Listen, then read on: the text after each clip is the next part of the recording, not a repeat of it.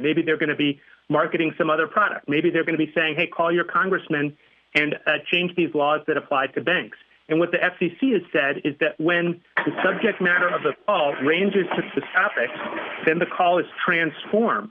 And it's a call that would have been allowed and it's no longer allowed. And so I think that the content of the call is different here.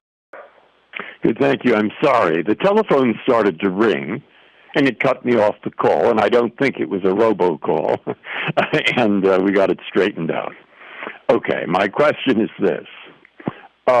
Forget the political part of this. Justice Sotomayor?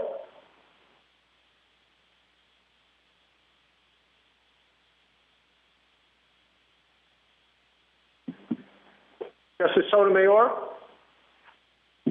I'm sorry, Chief. Ms. Ross, picking up on where you were right now. The regulations. Justice Sotomayor?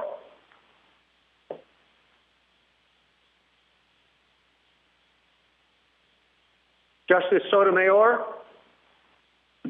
I am sorry, Chief. Did it again. Mr. Michel?